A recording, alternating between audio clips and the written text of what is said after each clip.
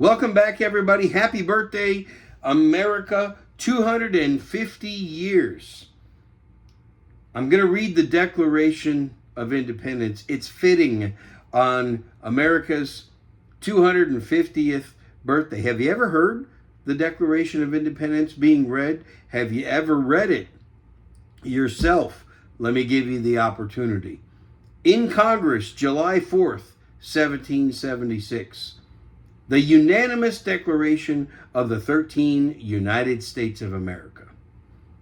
When in the course of human events it becomes necessary for one people to dissolve the political bands which have connected them with another, and to assume among the powers of the earth the separate and equal station to which the laws of nature and of nature's God entitle them, a decent respect to the opinions of mankind, requires that they should declare the causes which impel them to the separation.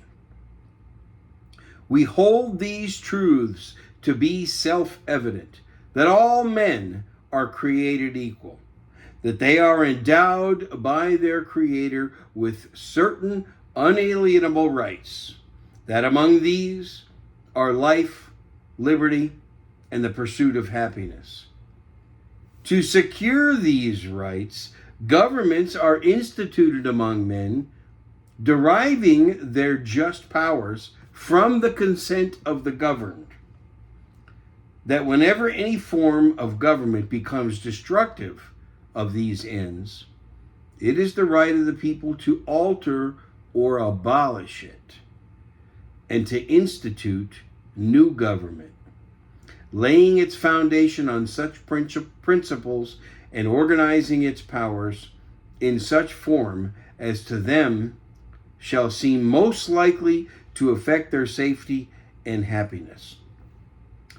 Prudence, indeed, will dictate that governments long established should not be changed for light and transient causes, and accordingly all experience hath shown that mankind are more disposed to suffer while evils are sufferable than to right themselves by abolishing the forms to which they are accustomed.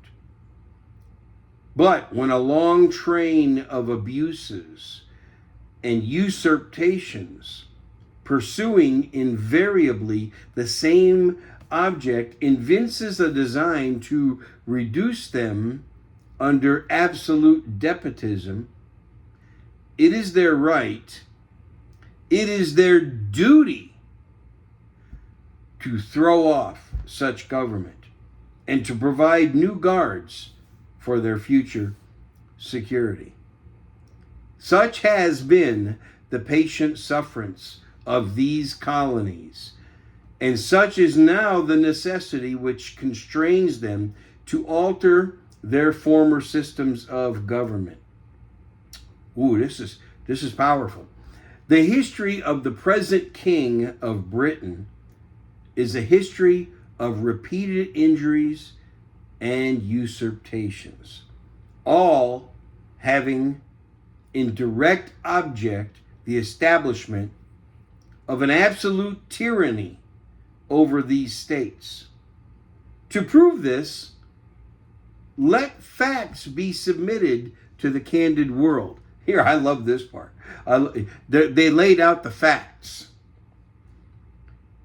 He has refused his assent to laws, the most wholesome and necessary for the public good.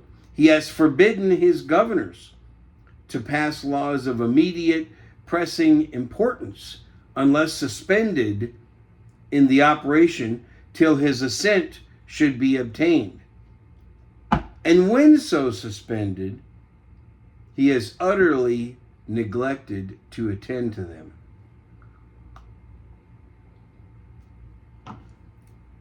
He has refused to pass other laws for the accommodation of large districts of people, unless those people would relinquish the right of representation in the legislature, a right inestimable to them and formidable to tyrants only.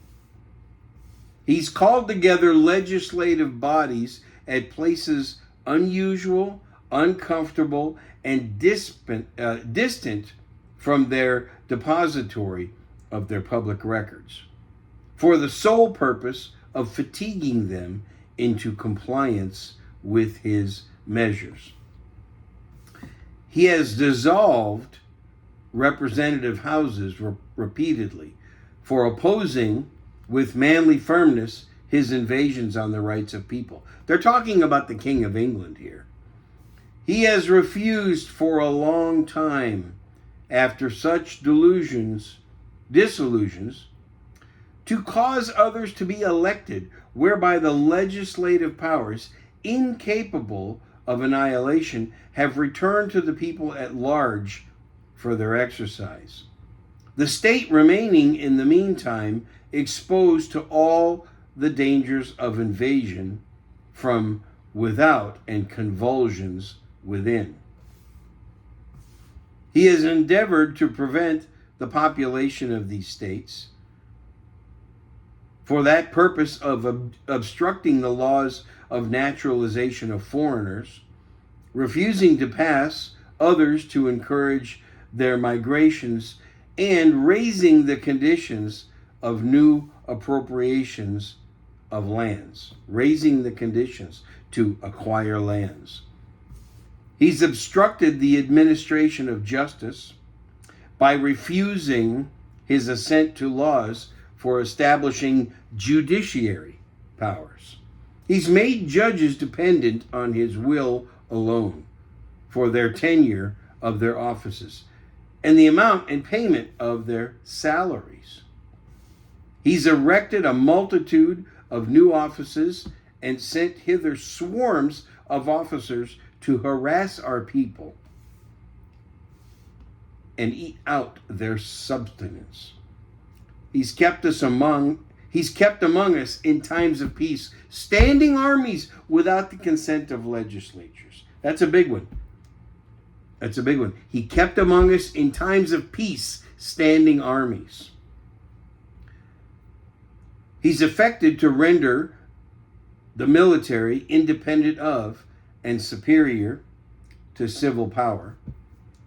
He has combined with others to subject us to a jurisdiction foreign to our Constitution and unacknowledged by our laws, giving his assent to their acts a pretended legislation. They also lay this out: for quartering large bodies of armed troops among us, for protecting them by a mock trial from punishment for any murders that they should commit while inhabiting these states, for cutting off our trade with all parts of the world, for imposing taxes on us without our consent,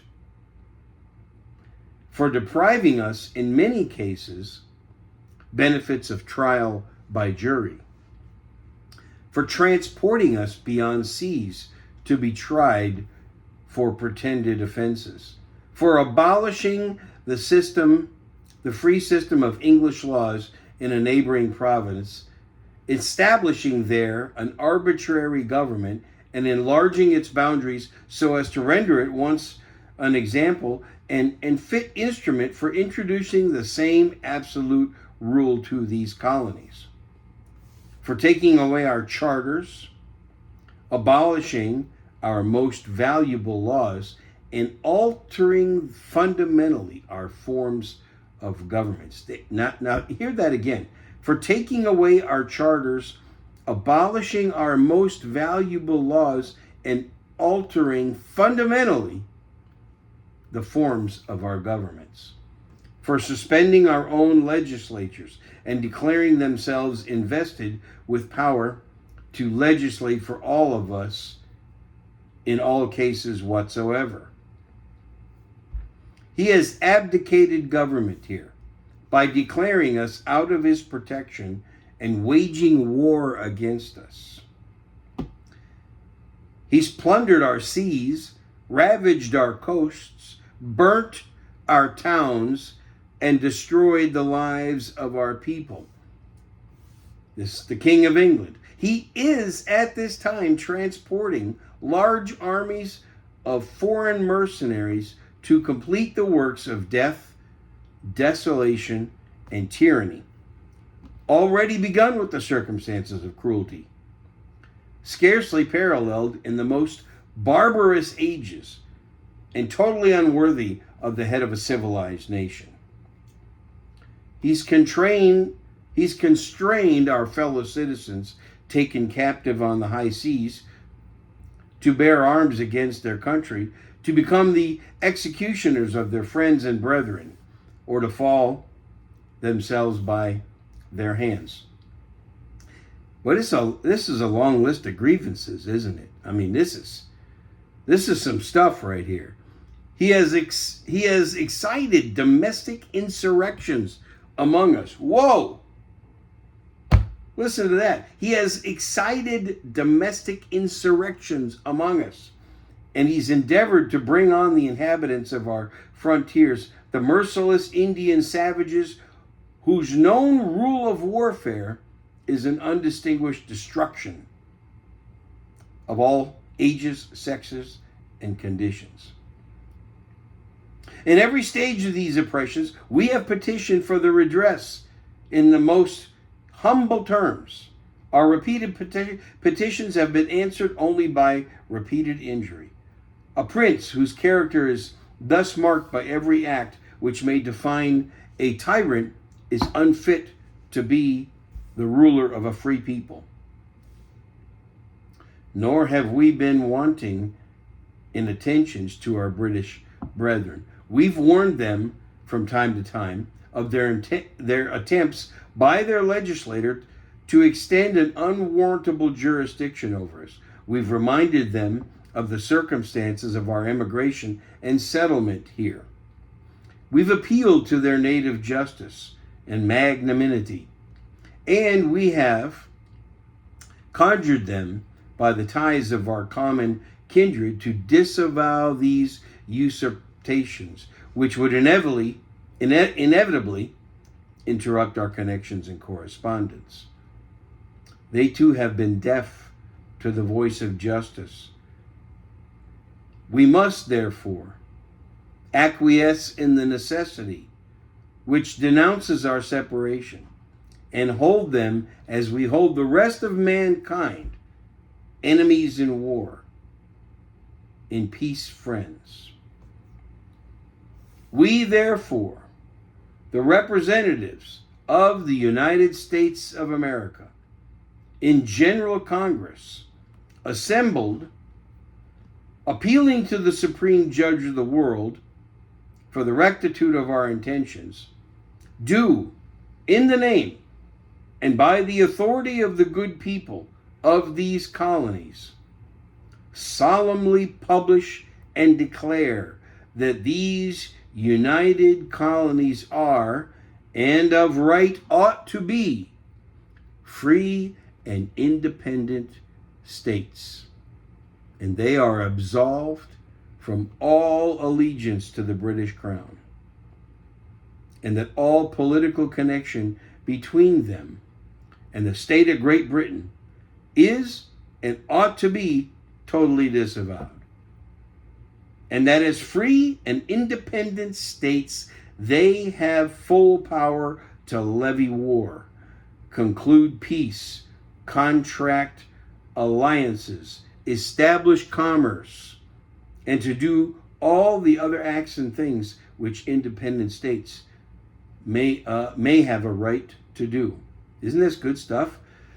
And for the support of this declaration, with a firm reliance on the protection of divine providence, we mutually pledge to each other our lives, our fortunes, and our sacred honor. That's the Declaration of Independence. And you ready for this? Here are the people who signed the Declaration of Independence. From Georgia, Button Gwinnett, Lyman Hall, George Walton. From Maryland, Samuel Chase, William Paca, Thomas Stone, Charles Carroll of Carrollton. From Delaware, Caesar Rodney, George Reed, Thomas McKean. From Massachusetts, Samuel Adams, John Adams, Robert Treat Payne, Elbridge Gary. From North Carolina, William Hooper, Joseph Hughes, John Penn. From Virginia, George Wythe, Richard Henry Lee, Thomas Jefferson, Benjamin Harrison, Thomas Nelson Jr., Francis Lightfoot Lee, Carton Braxton. From New York, William Floyd, Philip Livingston, Francis Lewis, Lewis Morris. From Rhode Island, Stephen Hopkins, William Ellery. From South Carolina, Edward Rutledge, Thomas Hayward Jr., Thomas Lynch Jr., Arthur Middleton. From New Jersey, Richard Stockton, John Witherspoon, Francis Hopkinson, John Hart, Abraham Clark. From Connecticut, Roger Sherman, Samuel Huntington, William Williams, Oliver Walcott. From Massachusetts, John Hancock. From Pennsylvania, Robert Morris, Benjamin Rush, Benjamin Franklin, John Morton, George Clymer, James Smith, George Taylor, James Wilson, and George Ross. Benjamin Franklin in there from Pennsylvania. From New Hampshire, Hosea Bartlett, William Whipple. And from New Hampshire, Matthew Thornton. There you go. Probably the most provocative document ever written by humans declaring their independence from other humans. Only the Holy Bible is more provocative because that's God's word. But this Declaration of Independence, in my opinion, it sure laid down the law and the beginning of our country, folks. Now, a very bloody war was fought after that. Our Constitution wasn't actually ratified until many, many years later. But that was the beginning. If you've never heard the Declaration of Independence, now you've heard it. Happy 4th of July. Happy 250th birthday to my fellow Americans. And give me some comments. Let me know what you think. And why don't you search today and this weekend the Declaration of Independence and go ahead and read it again. Thanks for watching. Like this video if you like it. Subscribe to my channel, and I'll catch you next time.